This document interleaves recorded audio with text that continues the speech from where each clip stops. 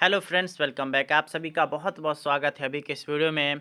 आज से हम लोग यहाँ पे नई कड़ी में और नए तरीके से हम लोग पढ़ाई शुरू करेंगे और उसी के क्रम में हम लोग वर्ग 5 का पर्यावरण अध्ययन का पहला चैप्टर अध्याय 1 पटना से नाथुला की यात्रा, इससे संबंधित जितने भी आप लोग को इस चैप्टर से क्वेश्चन पूछे जा सकते हैं और जितना भी उसमें जो है किसी भी तरह का कहीं से भी घुमा फिरा करके सवाल रह सकता है, सारा कुछ हम लोगों ने इस वीडियो में कवर अप किया है।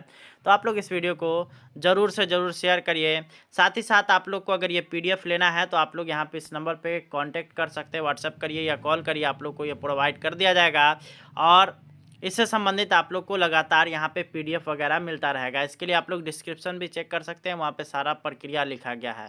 और साथ ही साथ हमारे चैनल पे अगर नए होंगे तो सब्सक्राइब करेंगे। आइए एक एक करके अब हम लोग सारा चीज़ यहाँ से देखना शुरू कर लेते हैं। सबसे जो पहला क्वेश्चन जो कि अति महत्वपूर्ण सवाल है वो आप लोग के एग्जामिनेशन में पूछ सकता है। पहला चैप्टर से आप लोग का है कि टाइगर हिल कहाँ है। ऑप्शन नंबर ए है गंगटोक में, बी है सिक्किम में, सी है दार्जिलिंग में और डी है पटना में। तो आप लोग को पता होगा कि भाई टाइगर हिल है आपके दार्जिलिंग में, जो कि पश्चिम बंगाल में पड़ता है। दार्जिलिंग अगर पूछ दे कि दार्जिलिंग कहाँ है तो आप लिख दीजिएगा इसका आंसर पश्चिम बंगाल में। ठीक है, तो यहाँ पे 1 का सी हो गया, इसमें आप लोग को आंसर भी मिल जाएगा, नीचे आप लोग को आंसर मिल गया। आइए दूसरा नंबर हम लोग देखेंगे सवाल। तो आप लोगों ने पढ़ा भी होगा, आप लोगों ने पढ़ाया भी होगा अपने विद्यालय में, कंचनजंगा सतरंगी क्यों दिखती है। तो यहाँ पे ऑप्शन ए है ठंड के कारण, बी है बर्फ के कारण, सी है पानी के कारण और डी है इनमें से सभी। तो यहाँ पे क्या हो जाएगा, कंचनजंगा जो यहाँ पे अगर सुबह में अगर जो भी लोग जाते हैं तो वहाँ पे देखते हैं तो देखने में लगता है कि मानो जो है कंचनजंगा सतरंगी सी दिखाई दे रही है। तो इसका एकमात्र कारण है कि कंचनजंगा की चोटी पर सालों भर बर्फ जमा हुआ रहता है, तो जिस कारण से वो सतरंगी दिखाई देती है। तो इसका ऑप्शन नंबर बी इसका बिल्कुल सही हो जाएगा। इसका आंसर आप लोग को नीचे मिल जाएगा। आइए हम लोग देखेंगे अगला तीसरा नंबर सवाल। यह है आप लोग का कि सूर्योदय के समय सूर्य किस रंग का होता है। जैसे आप लोगों ने ये चैप्टर पढ़ा होगा तो उसमें सूर्योदय के भी विषय में बताया गया है। ऑप्शन ए है पीला, ऑप्शन बी है लाल, ऑप्शन नंबर सी है नीला और ऑप्शन नंबर डी है नारंगी। ये विज्ञान से भी संबंधित सवाल है। इसमें क्या बोला है कि सूर्योदय के समय सूर्य किस रंग का होता है। जब सूर्योदय के समय आप लोग अगर सूर्य को निहारिएगा तो आप सभी को पता क्या चलेगा कि सूर्य का जो रंग है वो लाल है। तो यानी कि ऑप्शन नंबर 20 का बिल्कुल करेक्ट हो जाएगा। आगे हम लोग बढ़ेंगे। चौथा नंबर यहाँ पर है कि लॉयड बॉटनिकल गार्डन कहाँ है। ऑप्शन नंबर ए है सिक्किम में, बी है बिहार में, सी है बंगाल में और डी है इनमें से कोई नहीं। तो लॉयड बॉटनिकल जो गार्डन है वो आप सभी का बंगाल में पड़ता है, दार्जिलिंग में। साथ ही साथ इसी तरह का आप लोग को अगर वीडियोज़ लेना है तो आप लोग हमारे डिस्क्रिप्शन बॉक्स को चेक करिए, वहाँ पे मैंने सक्षमता परीक्षा से रिलेटेड एक नया चैनल बनाया है। उस पर आप लोग को उर्दू हो या हिंदी हो सभी विषय की वहाँ से तैयारी कराई जा रही है। तो आप लोग उसको भी जा करके विजिट कर सकते हैं, आपको लिंक डिस्क्रिप्शन बॉक्स में मिलेगा। आइए 5वां नंबर सवाल की ओर हम लोग चलते हैं। तो यहाँ पर आता है कि ठंडे इलाके के पशुओं के शरीर के ऊपर बड़े बड़े बाल क्यों पाए जाते हैं। तो यहाँ पे ऑप्शन ए है ठंड से बचने के लिए, अब बी है ऐसे ही बड़े रहते हैं, ऑप्शन नंबर सी है दोनों और डी है इनमें से कोई नहीं। तो ठंडे इलाके में जो पशुओं के शरीर के ऊपर बड़े बड़े बाल पाए जाते हैं वो ठंड से बचने के लिए होते हैं। कुदरत के द्वारा जो है उनका बाल बढ़ा दिया जाता है, जिस कारण से वो ठंड से बचे रहते हैं, जैसे याक हो गया। अगला हम लोग देखेंगे तो बिहार में रोप वे कहाँ है। रोप वे मतलब जो रस्सी के ऊपर रस्सी के ऊपर विभिन्न तरीके से विभिन्न चीज़ों की सहायता से लोग एक पहाड़ी से दूसरे पहाड़ी में जाता है, उसको रोप वे कहा जाता है। ऑप्शन ए है पटना में, राजगीर में, गया में और इनमें से कोई नहीं। तो बिहार में रोप वे का जो विकास हुआ है वो राजगीर में हुआ है। आप लोग को अगर ये पीडीएफ लेना है तो आप लोग डिस्क्रिप्शन चेक करिए, वहाँ पे सारा कुछ आप लोग को मिलेगा, किस तरह से आप लोग जो है इसको पीडीएफ को प्राप्त कर सकते हैं। अगला यहाँ पे सवाल आता है कि तेंजिंग नोरगे किस उम्र में ही कुली का काम करते थे। तो यहाँ पे तेंजिंग नोरगे जो थे उनके द्वारा जो कुली का काम स्टार्ट किया गया था, उसके लिए ऑप्शन ए है 22 वर्ष, बी है 20 वर्ष, सी है 21 वर्ष और डी है 23 वर्ष। तो यहाँ पे उनके द्वारा जो काम स्टार्ट किया गया था वो किया गया था 20 वर्ष की आयु में। तो ऑप्शन नंबर 20 का बिल्कुल सही हो जाएगा, आंसर आप लोग को दिया गया है। अगला सवाल आता है कि तेंजिंग नोरगे का जन्म कहाँ हुआ था। ऑप्शन ए है भारत में, बी है नेपाल में, सी है तिब्बत में और डी है भूटान में। तो तेंजिंग नोरगे जो है उनका जन्म हुआ था तिब्बत में, परंतु वो आगे चल करके सिक्किम दार्जिलिंग में आकर के पहले दार्जिलिंग आए, नेपाल उससे पहले वो जो है नेपाल में रहे, नेपाल के बाद वो जो है बंगाल आए और बंगाल के दार्जिलिंग में आकर के निवास करने लगे और वहाँ पे उन्होंने भारत की जो है भारत की नागरिकता ग्रहण की और उनका लेकिन परंतु अगर जन्म की अगर बात करिएगा तो तिब्बत में हुआ था और नागरिक वो भारत के थे। चलिए आगे हम लोग बढ़ते हैं। तो तेंजिंग और एडमंड हिलेरी ने कब एवरेस्ट को फतह किया था, यानी कि एवरेस्ट पर चढ़ गए थे? ऑप्शन नंबर ए है आप लोग का 1951, बी है 52, 1953, 1954। तो यहाँ पे जो इसका सही आंसर हो जाएगा वो होगा आपका 1953 ईस्वी में एडमंड हिलेरी और तेंजिंग नोर्गे दोनों ने एवरेस्ट पर फतह पाया था। एडमंड हिलेरी के साथ कुली के रूप में तेंजिंग नोर्गे गए थे। चलिए आगे हम लोग बढ़ेंगे 10वां नंबर। तो यहाँ पे आप लोग का सवाल आता है कि एवरेस्ट की चोटी की ऊंचाई कितनी है? ऑप्शन ए है 8840, option B 8844, option number C 8848 और ऑप्शन नंबर डी है 8850। तो इसका जो सही आंसर हो जाएगा वो होगा आपका ऑप्शन नंबर सी, यानी कि 8848 यहाँ पे जो है इसकी ऊंचाई है।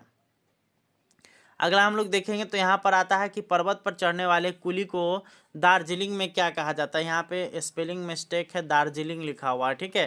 क्या कहा जाता है? ऑप्शन नंबर ए है सरदार, बी है सिरदार, ऑप्शन नंबर सी सहायक और ऑप्शन नंबर डी है सिरमौर। तो पर्वत पर जो यहाँ दार्जिलिंग में जो चढ़ता है उसको हम लोग वहाँ के लोग जो कहते थे वो कहते थे सिरदार, यानी कि ऑप्शन नंबर बी इसका बिल्कुल करेक्ट हो जाएगा। अगला सवाल आता है कि हिमालय पर्वतारोहण संस्थान कहाँ है? ऑप्शन नंबर ए है पटना में, बी है नेपाल में, सी है दार्जिलिंग में और डी है गुवाहाटी में। तो हिमालय पर्वतारोहण संस्थान जो है वो आप लोग के दार्जिलिंग में स्थित है और यहाँ दार्जिलिंग जो कि पश्चिम बंगाल में है। आगे अब हम लोग बढ़ते हैं। 13वां नंबर सवाल आता है। यहाँ पे आप लोग का ये जो सवाल है वो कहता है कि हिमालय पर्वतारोहण संस्थान कब बना था? ऑप्शन ए है 1951, 1952, 1953 और 1954। तो थोड़ा सा इसके बारे में इतिहास जान लेते हैं कि हिमालय पर्वतारोहण संस्थान तब बनाया गया था जब एडमंड हिलेरी और साथ ही साथ तेंजिंग नोर्गे ने हिमालय का फतह किया था और उसी वर्ष इसकी जो है स्थापना की गई थी और उसका जो स्थापना वर्ष था 1953 और इसी साल में तेंजिंग नोर्गे और एडमंड हिलेरी ने एवरेस्ट का फतह किया था। चलिए सॉरी उसके एक साल बाद गलती हो गया, यहाँ पे 1954 हो जाएगा यहाँ पे। अगला हम लोग देखेंगे तो स्लीपिंग बैग कौन लेकर के जाते हैं? ऑप्शन ए है पर्वतारोही, ऑप्शन बी है छात्र, ऑप्शन नंबर सी है शिक्षक और डी है सभी। तो स्लीपिंग बैग का जो उपयोग करते हैं वो पर्वतारोही अधिकतर करते हैं, क्योंकि जब वो पर्वत पे जब चढ़ते हैं तो एक ही दिन में वो फतह नहीं पा लेते हैं, कुछ समय उनको लग जाता है। तो जिस कारण से उनको कहीं ना कहीं रुकने की ज़रूरत पड़ती है, तो जिस कारण से उनको स्लीपिंग बैग की आवश्यकता होती है। यह विशेष प्रकार का बैग होता है जिसमें ठंड से बचने और साथ ही साथ आवश्यक खाने पीने की वस्तुएं और आवश्यक जो भी दवाई वगैरह है वो सब उसमें रखा हुआ मिलता है। चलिए अगला सवाल आता है कि हाल फिलहाल में बिहार के किस बेटी ने एवरेस्ट की चढ़ाई की है? तो ये काफ़ी महत्वपूर्ण सवाल है, आप लोग के एग्जामिनेशन में बिल्कुल रहने की इसके संपूर्ण संभावना है। ऑप्शन ए है Nirupama Das, option number B है Nirupama Agarwal, option number C है निरुपमा देवी और ऑप्शन नंबर डी है इनमें से कोई नहीं। तो इसका जो सही आंसर हो जाएगा option number B Nirupama Agarwal ने यहाँ पे जो है जो कि बिहार की बेटी थी उन्होंने एवरेस्ट की चढ़ाई पूरी की है। अगला यहाँ पर आता है गंगटोक समुद्र तल से कितनी ऊंचाई पर है? ऑप्शन ए है 5000 फीट, बी है 6000 फीट, सी है 7000 फीट और डी है इनमें से कोई नहीं। इसमें जितना भी सवाल बताया जा रहा है आप लोग के पाठ में दिया गया है, वहीं से हम लोगों ने इसको लिया है। आप लोग जो है अपने किताब को पलट करके देख सकते हैं, उसमें आप लोग को सारा चीज़ ये देखने को मिलेगा। जैसे यहाँ पे जैसे लिखा हुआ ना गंगटोक समुद्र तल से कितनी ऊंचाई पर है, तो आंसर इसका हो जाएगा 6000 फीट, यानी कि ऑप्शन नंबर बी इसका बिल्कुल सही हो जाएगा। अगला यहाँ पर आता है कि महात्मा गांधी सड़क कहाँ स्थित है? ऑप्शन ए इसका देखिएगा तो यहाँ पर है सिक्किम, ऑप्शन नंबर बी है बिहार, सी है बंगाल और डी है झारखंड। तो यहाँ पे महात्मा गांधी सड़क का जो विस्तार है वो है आपका सिक्किम राज्य में और वहाँ का जो हाईवे है उसको महात्मा गांधी पथ कहा जाता है। आइए 18वां नंबर सवाल यहाँ पर आता है कि सिक्किम की मुख्य नदी कौन सी है? गंगा है, गंडक है, तीस्ता है और रावी है। तो सिक्किम का जो मुख्य नदी है उसको तीस्ता नदी कहा जाता है, यानी कि ऑप्शन नंबर सी इसका बिल्कुल सही हो जाएगा। आगे हम लोग बढ़ेंगे तो सिक्किम की मुख्य जाति कौन सी है? ऑप्शन नंबर ए है नेपाली, ऑप्शन नंबर बी है भूटिया, ऑप्शन नंबर सी है लेपचा और डी है इनमें से सभी। तो सिक्किम में मुख्यतः 3 जातियां निवास करती हैं, जिसमें नेपाली भी हैं, भूटिया भी हैं, लेपचा भी है। तो इसलिए इसका ऑप्शन नंबर डी बिल्कुल सही हो जाएगा।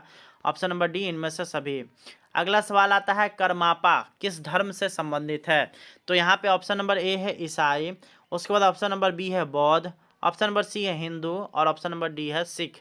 तो करमापा जो यहाँ पे जो संबंधित धर्म है इससे, तो वो है बौद्ध धर्म। बौद्ध धर्म में जो है यहाँ पे करमापा का जो है विशेष स्थान है। चलिए आगे हम लोग देखेंगे तो नाथुला कहाँ है। नाथुला कहाँ है, ऑप्शन ए हो गया बिहार में, बी हो गया सिक्किम में, आगे हम लोग बढ़ते हैं तो सी हो गया आपका बंगाल में और डी हो गया झारखंड में। तो नाथुला आपका जो है यहाँ पे सिक्किम में स्थित है। तो ऑप्शन नंबर 20 का बिल्कुल सही हो जाएगा। अगला सवाल आता है कि नाथुला का रास्ता प्राचीन काल में क्या कहलाता था। ऑप्शन ए सिल्क मार्ग, बी है रेशम मार्ग, सी है दोनों और डी है इनमें से कोई नहीं। तो सिल्क मार्ग और रेशम मार्ग, सिल्क मार्ग इंग्लिश में बोला जाता था और हिंदी में यहाँ पे रेशम मार्ग, दोनों यहाँ पे हो जाएगा, यानी कि ऑप्शन नंबर सी इसका बिल्कुल करेक्ट हो जाएगा। अगला सवाल आता है कि सिल्क मार्ग से कहाँ के यात्री आते थे। आपकी किताब के अनुसार जो दिया गया है उसी के अनुसार यहाँ पे लिया गया है। ऑप्शन ए है चीन, बी है नेपाल, सी है भूटान और यहाँ पे डी है इनमें से कोई नहीं। तो सिल्क मार्ग से आपके बुक में दिया गया है कि चीन के लोग आते थे। तो ऑप्शन नंबर ए बिल्कुल सही हो जाएगा। अगला हम लोग देखेंगे तो यहाँ पर है कि सिक्किम के लोग कैसे होते हैं। ऑप्शन नंबर ए मेहनती, दो बी में है सीधा, सी में है सहयोगी और डी है इनमें से सभी। तो यहाँ पे सिक्किम के जो लोग होते हैं वो मेहनती भी होते हैं, सीधे भी होते हैं और सहयोगी भी होते हैं। तो ऑप्शन नंबर डी यानी कि इनमें से सभी आपका बिल्कुल करेक्ट हो जाएगा। अगला सवाल आता है कि नाथुला का गंगटोक से कितना दूर है, यानी कि कितना दूरी है। ऑप्शन ए है 50 किलोमीटर, बी है 52 किलोमीटर, सी है 55 किलोमीटर और डी है 60 किलोमीटर। तो इसका जो आपका बिल्कुल सही आंसर हो जाएगा ऑप्शन नंबर बी यानी कि 52 किलोमीटर इसका बिल्कुल राइट आंसर है। तो हम लोगों ने जितना भी इससे संबंधित प्रश्न था सारा कुछ हम लोगों ने देख लिया है। इस चैप्टर से टोटल 25 प्रश्न आप लोगों के लिए बने हैं। इसी तरह से आप लोग को हर एक चैप्टर से प्रश्न देखने को मिलेंगे। तो उम्मीद करते हैं कि वीडियो पसंद आया होगा। आप लोग से मिलेंगे नेक्स्ट वीडियो में, तब तक के लिए आप सभी का बहुत बहुत धन्यवाद। Thanks for watching.